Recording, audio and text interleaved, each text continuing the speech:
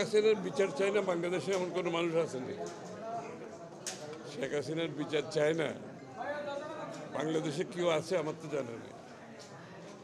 এবং বিচারিক প্রক্রিয়া তো সেটা তো আইনি প্রক্রিয়া, সেটা তো চলতেই থাকবে, তাই না?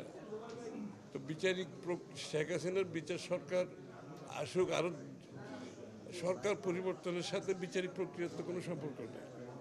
বিচারিক প্রক্রিয়া হচ্ছে আমরা আইনের শাসনে যদি বিশ্বাস করি তো বিচারিক প্রক্রিয়া চলতে আছে এবং চলবে।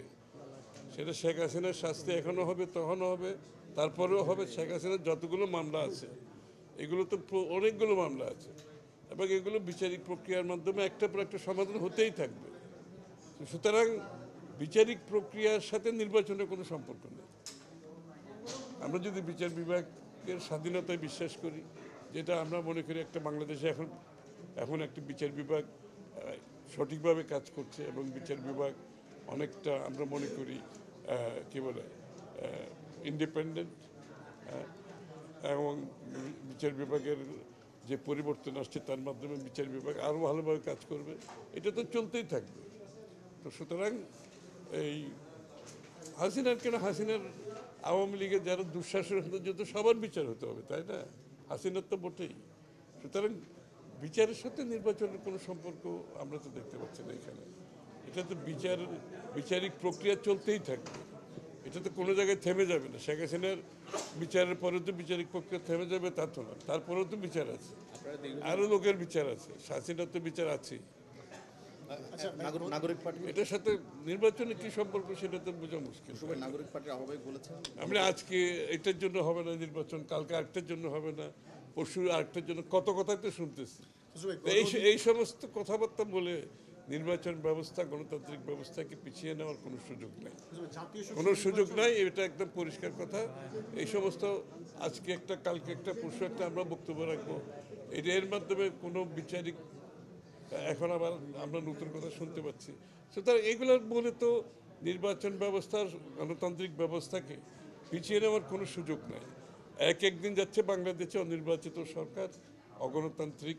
আমরা যে গণতন্ত্রের জন্য আমরা যুদ্ধ করেছি, জীবন দিয়েছি, ত্যাগ করেছি, একটি জনগণের কাছে তার ক্ষমতা মালিকানা ফিরিয়ে দেওয়ার জন্য, তার নির্বাচিত সরকারের জন্য, এবং যারা জনগণের কাছে দায়বদ্ধ থাকবে, জবাবদিহি থাকবে, শেখ হাসিনার বিচারের জন্য দায়ী থাকবে।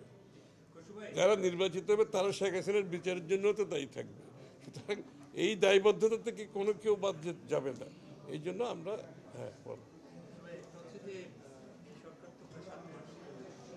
সরকারের বাজার ব্যবস্থার যে কন্ট্রোল অথবা সিন্ডিকেট অনেকে বলে ভাঙতে পারেনি, এটার পেছনে এখনো কি কারণ মনে করছেন এবং বাজারের যে অবস্থা সেটাকে কি আপনি স্থিতিশীলতা বলবেন কিনা? আমি একটা কথা আপনাদের বলি, একটা দেশের এই ধরনের সমস্যা, যে নিত্যপণ্যের দাম বলেন, আইন শৃঙ্খলা বলেন, বিভিন্ন সমস্যা যেটা প্রতিদিন আপনারা বলছেন এটা বেড়েই চলছে এবং এটা প্রতিনিয়ত রিপোর্ট হচ্ছে, এইটা তো আমি সত্যি কথা বলতে কি ব্যক্তিগতভাবে এরকম একটি অনির্বাচিত সরকার পক্ষে এটার ট্যাকেল করা খুবই ডিফিকাল্ট। এখানে এই সমস্যাগুলো সমাধান করতে গেলে আপনাকে জনগণের সমর্থন নিয়ে আপনাকে একটা দল ক্ষমতায় থাকতে হবে, জনগণের অর্থাৎ রিপ্রেজেন্টেটিভ ক্যারেক্টার থাকতে হবে এর মধ্যে, অর্থাৎ জনগণের কাছে দায়বদ্ধতা জবাবদিহি থাকতে হবে। অর্থাৎ আপনার জনগণ, একটা অ্যাডমিনিস্ট্রেশন চলে কীভাবে একটা গণতান্ত্রিক প্রক্রিয়াতে, এটা চলে একটি নির্বাচিত সরকার যখন আসে তার সাথে জনসমর্থন নিয়ে আসে, এবং সেই জনসমর্থন, পলিটিক্যাল ওয়েট, পলিটিক্যাল মাইট, পলিটিক্যাল মাসেল দেশ পরিচালনার একটি অংশ। কিন্তু এখানে খালি আইনশৃঙ্খলা বাহিনী আর সরকারি কর্মকর্তারা দেশ চালায় না, দেশ পরিচালনার পেছনে মূল শক্তি হচ্ছে জনসমর্থন পুষ্ট একটি সরকার যখন ক্ষমতায় থাকে এবং তারা যে সিদ্ধান্তগুলো নিতে পারে, তারা তাদের দৈনন্দিন জীবনে মানুষের কাছে যে জবাবদিহিতা,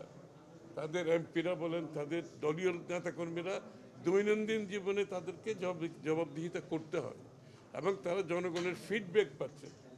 সুতরাং জনসমর্থন পুষ্ট সরকার ব্যতীত, political weight, political muscle, political সমর্থন ছাড়া আপনি এই সমস্ত সমস্যার সমাধান করা খুবই কঠিন।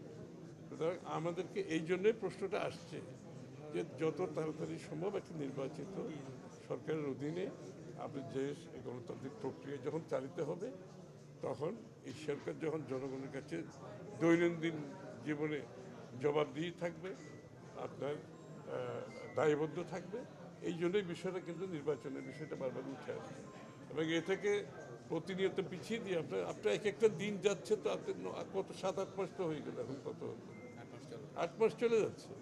বাংলাদেশে কোনো নির্বাচিত সরকার নেই, বাংলাদেশে কোনো প্রতিনিধিরা দেশ চালাচ্ছে না, জনগণের প্রতিনিধিরা দেশ চালাচ্ছে না। জনগণের কাছে বর্তমান সরকারের দায়বদ্ধতা বলে সেভাবে নির্বাচিতভাবে দায়বদ্ধতা যেটা আছে সেটাও তাদের কাছে নেই।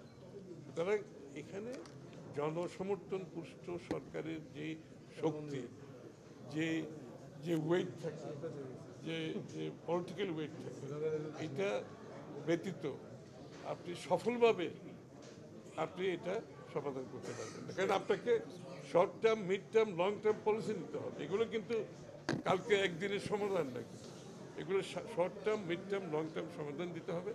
এই জন্য আপনি একটি নির্বাচিত জনগণের সমর্থন পুষ্ট একটি সরকার থাকলে এই সমস্ত কাজ করতে সরকারের যে যে শক্তি থাকে পেছনে সেটা কাজ করছে, সেটা আইন শৃঙ্খলা বাহিনী সরকারি কর্মকর্তা একা দেশ চালায় না, দেশ চালায় জনগণের সমর্থন নিয়ে। একটা সরকার যখন আসে, দেশের জনগণের সমর্থন কিন্তু সেখানে থাকতে হয়। সুতরাং সেই বিষয়টা আজকে অনুপস্থিত। সম্পূর্ণ করি সাথে যে ওনারা সেকেন্ড রিপাবলিকের কথা বলছেন, যদিও আপনি এটা নিয়ে কথা কোনো বলেছেন, আসলে সমস্যা নেই তো। বাংলাদেশে কি এরকম পরিস্থিতি শুনেন, তৈরি হয়েছে কিনা? আমরা এই 16 বছর আমরা যুদ্ধ করেছি, ত্যাগ স্বীকার করেছি, প্রাণ দিয়েছি। বাংলাদেশের মানুষ, 16 কোটি মানুষ এর আন্দোলনের মাধ্যমে শেখ হাসিনাকে, স্বৈরাচারকে বিদায় করার উদ্দেশ্য ছিল একটা গণতান্ত্রিক পরিবেশ সৃষ্টি হবে, গণতান্ত্রিক প্রক্রিয়া চালু হবে, বাংলাদেশের জনগণ তাদের স্বাধীনভাবে কথা বলতে পারবে, দল গঠন করতে পারবে, তাদের মতামত প্রকাশ করতে পারবে, তাদের মতামত জনগণের কাছে নিয়ে যেতে পারবে। সুতরাং যে কোনো দল তাদের মতামত নিয়ে আসতে পারে, সেখানে কোনো সমস্যা নেই। কিন্তু সেই মতামত যদি আমাদের সেই মতামতের সিদ্ধান্তে যখন আপনাকে আসতে হবে, মতামত তো সবাইই থাকতে হবে। আমাদেরও 31 দফা এই সংস্কার প্রস্তাব আছে না, এটা তো আমরা চাইলে কালকে বাস্তবায়ন করতে পারবো না, আমাকে জনগণের কাছে যেতে হবে। সুতরাং যেখানে সকলের মতামত থাকবে, কিন্তু যেখানে ঐক্যমত হবে সেটার সমাধান খুব সহজ।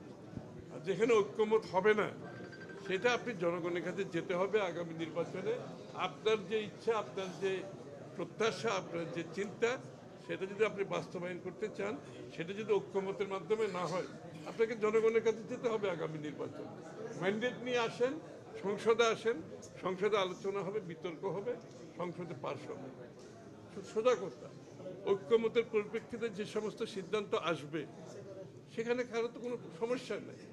কিন্তু আমি এটা প্রস্তাব করছি, এটা হতে হবে, এটা করতে হবে, এই ধরনের মন মানসিকতা যদি থাকে, তাহলে তো আমরা আবার শেখ হাসিনার কথা মনে পড়ে যায় আমাদের, তাই না? আমরা এটা বলছি, আমরা এটা করবো, এটার আগে ওইটা হবে, এগুলো তো হবে যেখানে ঐক্যমত হলে ভালো। ঐক্যমত না হলে আপনাকে জনগণের কাছে যেতে হবে ম্যান্ডেটের জন্য। আগামী নির্বাচনে আপনি ম্যান্ডেটের জন্য যান জনগণের কাছে, জনগণ যাদেরকে ম্যান্ডেট দেবে সেগুলো বাস্তবায়ন হবে। দ্বিতীয় কোনো পক্ষ নাই, পক্ষ একটাই।